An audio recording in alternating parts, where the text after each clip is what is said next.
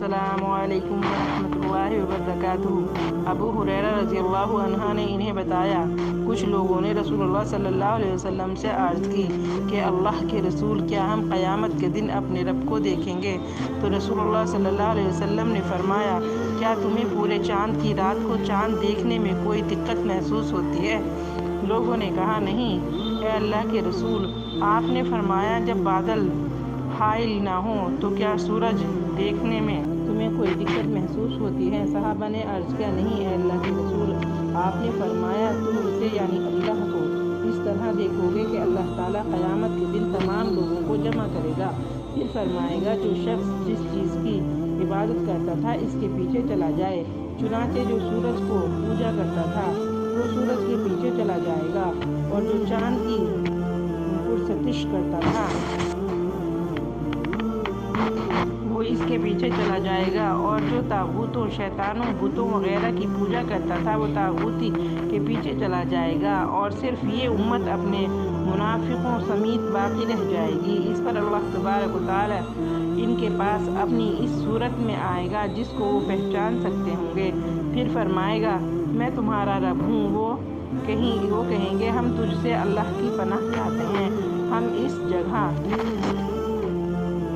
ٹھہرے رہیں گے یہاں تک کہ ہمارا رب ہمارے پاس آ جائے۔ جب ہمارا رب آئے گا ہم اسے پہچان لیں گے۔ اس کے بعد اللہ تعالیٰ ان کے پاس اس صورت میں آئے گا جس میں وہ اس کو پہچانتے ہوں گے، اور فرمائے گا، میں تمہارا پروردگار ہوں۔ وہ کہیں گے، تو بھی ہمارا رب ہے، اور اس کے ساتھ ہو جائیں گے۔ پھر پل صراط جہنم کے درمیانی حصے پر رکھ دیا جائے گا، تو میں اور امت سب سے پہلے ہوں گے جو اس سے گزریں گے۔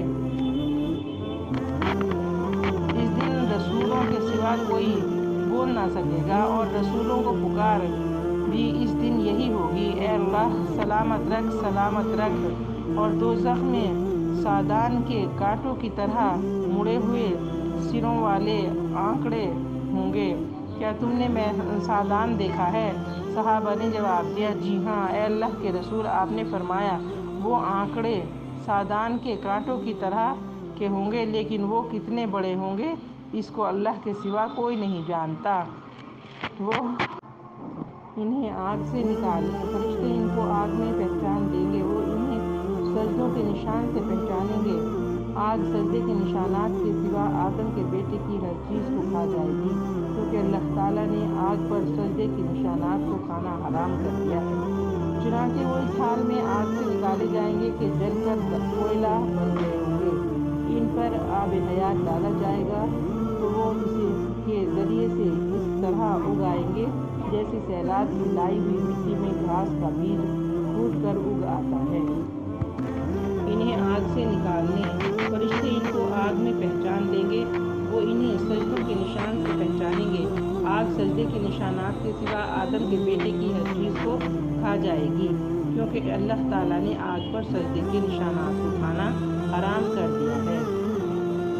چنانچہ وہ اس حال میں آگ سے نکالے جائیں گے۔ اے اللہ تعالیٰ، تو ہمیں دوزخ کی آگ سے محفوظ رکھنا، اور ہمیں جنت الفردوس میں اعلیٰ مقام عطا فرما دینا، آمین یا رب العالمین۔